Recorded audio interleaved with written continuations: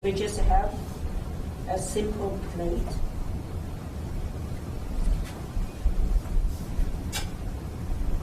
And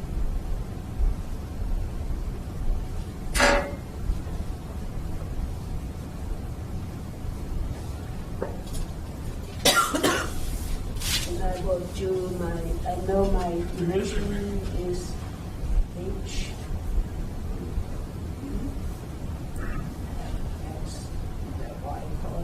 Set at the center. And then the force we get at sigma 0 right down over here. I have A, B, C, D, and label the edges or the corners. Obviously, this is a very, very, very, very, very simple problem. I mean, you couldn't think of a simpler problem than this. So what we want is for this problem, is we want to find the area stress function for this problem. And obviously, the first thing we need to define is the boundary conditions. Because that's how we use the boundary condition to find the area stress function. So we have two types of boundary condition here. So in the A and on the left side and the right side, you essentially have a stress boundary condition because you have external load. And then, but don't forget the top and the bottom, that essentially is a free boundary condition. It's a special case of stress boundary condition. So at AB and the CB, we have my sigma XX is equal to sigma 0, and then my tau XY is equal to 0. So I don't have any shear. And of course, at BC in the AD, I have my sigma YY equal to 0. Even though the concept is very simple over here in terms of finding of the boundary condition, I can't believe, or you can see how many students will set at the free boundary condition at all three stress components equal to 0, which really doesn't make any sense in this case, right? Because we only deal with this surface. So if we cut an element out of here, at that point, your sigma XX is not equal to 0, right? For more complicated geometry, you actually don't know your sigma XX.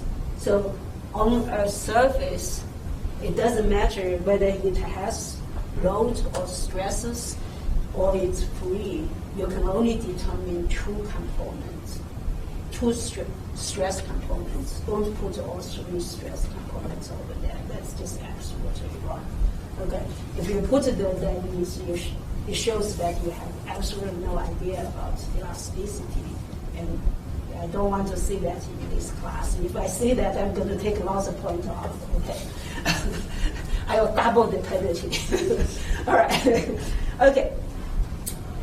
So those are the the boundary condition for the four edges we will use to solve for the problem. The advantage of having such a simple problem is that we can solve the equations directly without doing too much assumptions. So we go with the stress components from the area function. So we have, I just write this down again.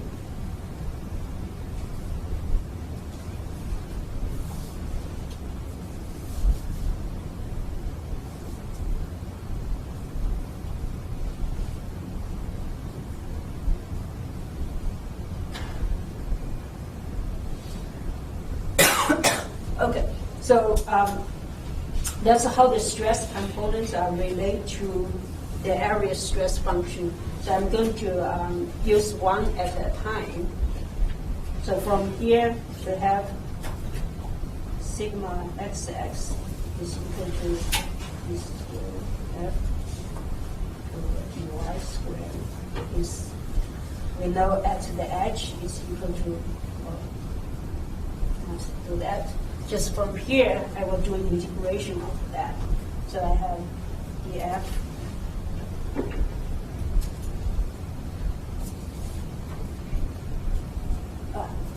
need that.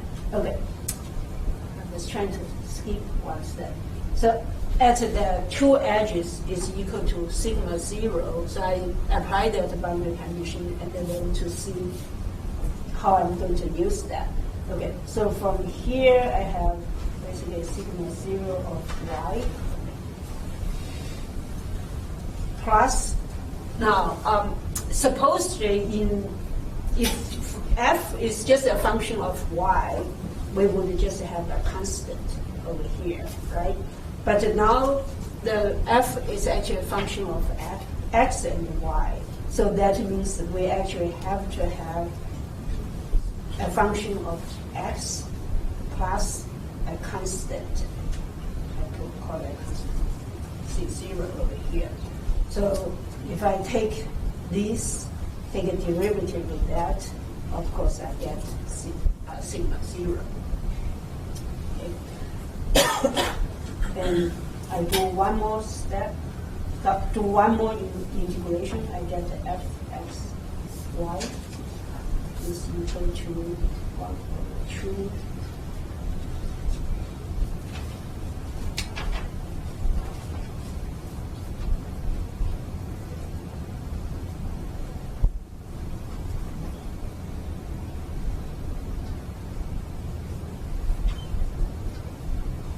So of course these two again is because of the constant from that first derivative. Okay.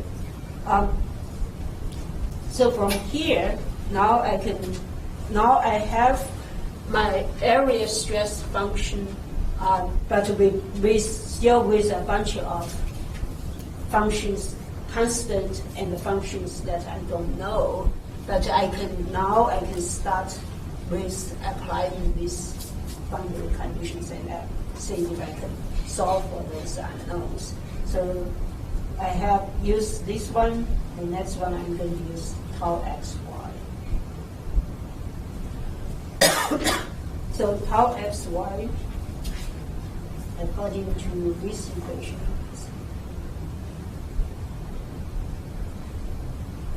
plugging in that, so it's x times this.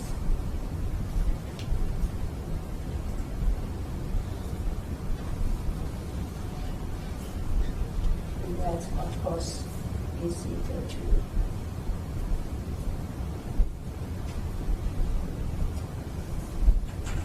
because the first term doesn't have any x in there, so that's kind of a constant for the x, and then I see zeros. So I end up with that, and then this should be equal to 0 based on, at least along those two edges. So I can solve for that. So that gives me that my f1x actually is just a constant.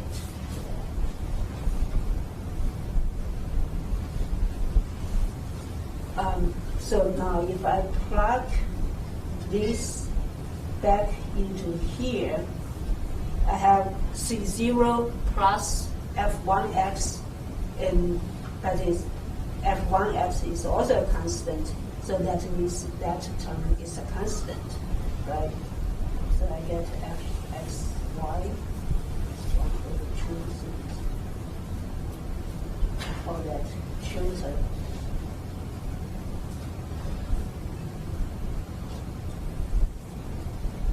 okay. So I get rid of one of my function of x at 1x. Okay, so the next, I'm going to use sigma yy equal to 0. And that is df over dx squared.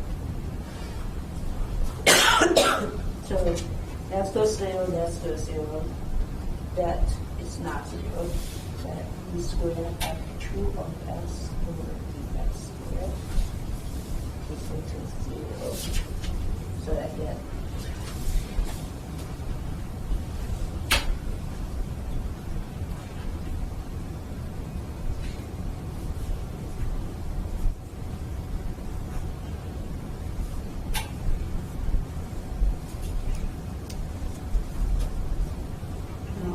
so I plug that into here, get f of y.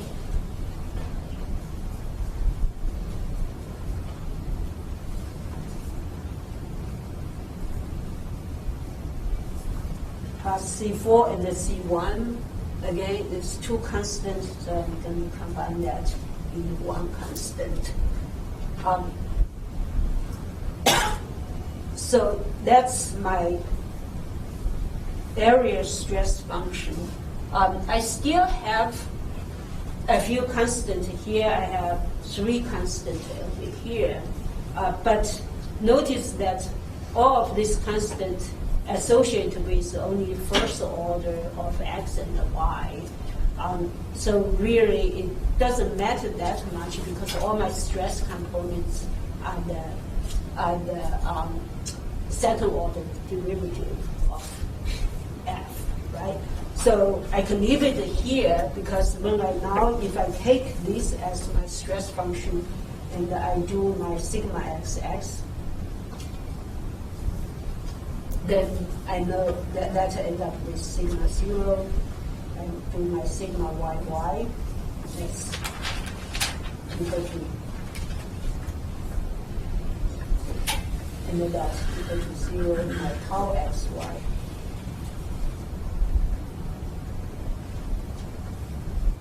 And again, that gives me 0. So the reason I give this very simple example is to show that actually, in this case, we can solve the problem by just very rigorous mathematical procedure. We didn't make any assumption and all that stuff. But the point of what I want to make is for your stress function, you actually don't need to find every constant. You don't need to find every term. For the lower order term, you actually don't need it, right? So the important thing is for the higher order terms that you will need it. Okay. So of course that you already know when you look at the problem. This is just to try to make that point. The point is that only the second order or higher terms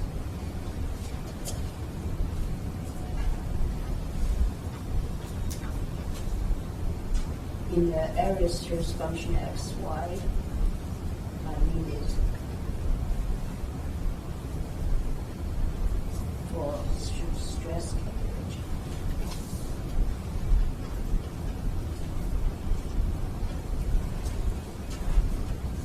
And we will need use that later. Keep that in mind because we will use this. It is coming into handy when we need it. So, as I said, this problem that we deal with here is a very simple problem. We can solve it without making any assumptions or without being very smart.